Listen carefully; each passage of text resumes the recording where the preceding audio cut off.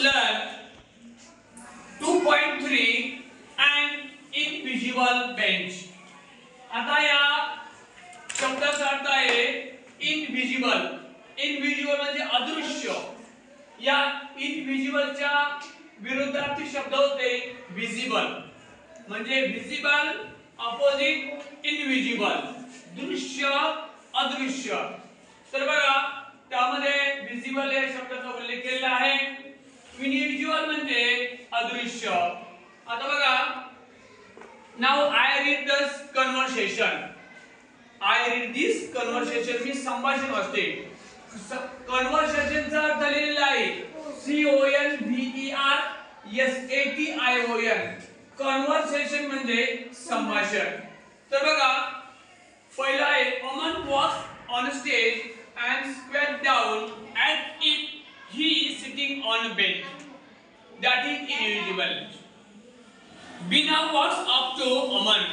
म्हणजे या वाक्याचा अर्थ असा आहे की Aman walks on a stage. Aman हा स्टेजवरती आलेला आहे and squat down आणि खाली बसल्याचा तसा बेंचवर बसल्याचा तसा दिसतोय. जसं काय बेंचवर बसतोय वाकून. as if he is sitting on a bench. As if जसं काय तो बेंचवर बसलेला आहे. That is invisible. The bench is invisible. The bench is invisible. हा बेंच हा अदृश्य स्वरूपाचा आहे. Then Bina walks up to down आणि Bina walks आणि त्या ठिकाणी Bina येते. आता first line first conversation Bina said. Bina, what are you doing? तू काय करत आहेस? Aman, I am sitting on this invisible bench. Bina विचारते, Aman, तू काय करत आहेस?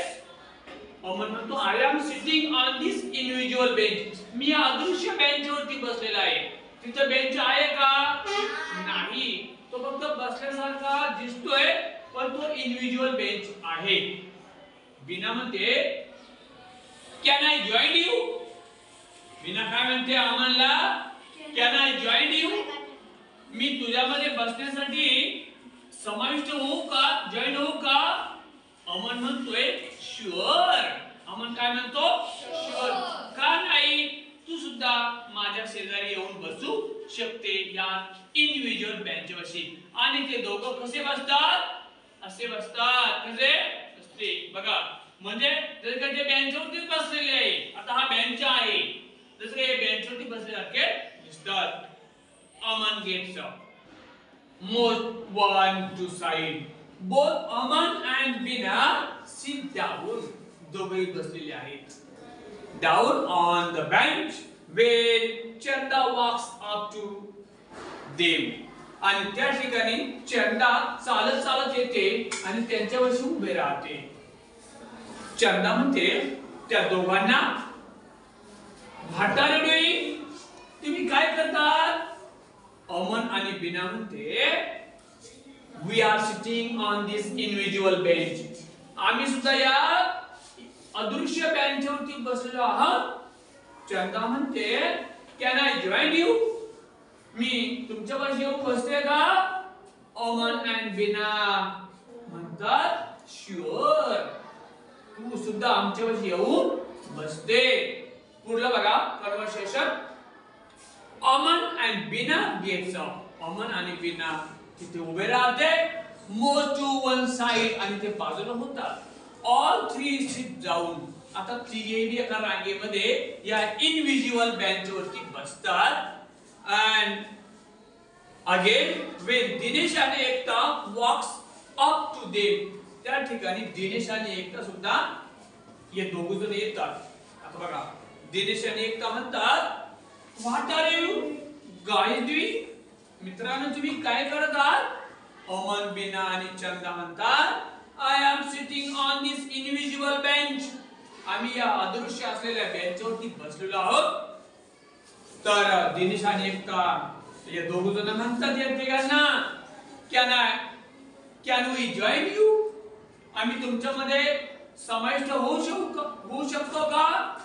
अमन बिना आणि चंदा म्हणतात sure. It means that they get up, move a little to one side, थोडंसं बाजूला होतात, and all 5 children sit down forming in a line. आणि तिघे जण एका बाजूला एका रांगेमध्ये बसतात. त्यानंतर फारुक वॉक्स ऑन स्टेज. त्या ठिकाणी फारुक येतोय. आणि फारुक म्हणतोय, what are you guys doing? तुम्ही काय करतात? All the others just sitting here on this in bench. आम्ही सर्व एका लाईन मध्ये बसलेलो आहोत. फारुक म्हणतोय, नो यू आरंट. नाही तुम्ही बसलेले आहात. Fines I move the bench over there. I move म्हणजे हालचाल करणे. I move the bench over there. I move the bench. मी तुमचा तो बेंच काय करतो? काढून घेतो. आणि over there all the others आणि दे ऑल फॉल्स डाऊन. आणि असं म्हणतात, फारुक काय करतो? त्या अदृश्य बेंच काढून घेतो. तिथं बेंच नसतो, पण काढण्याचा ऍक्शन करतोय. बेंच काय करतो? फारुक काढण्याचा ऍक्शन करतो. आणि सगळे पाचीची जे मुलं आहेत ते काय करतात? फॉल डाऊन, खाली पडतात आणि हो हसतात मोठ्याने. अशा पद्धतीचं हे एक नाटक आहे. वन ऍक्ट प्ले आपण त्याला म्हणतो. कन्व्हर्सेशन आहे. एक गमतीदार असं कन्व्हर्सेशन आहे. कसं आहे? गमतीदार असं, रोमॅन्टिक असं कन्व्हर्सेशन या ठिकाणी आपण शिकलेलो आहोत. आता now we are going to read this conversation one by one.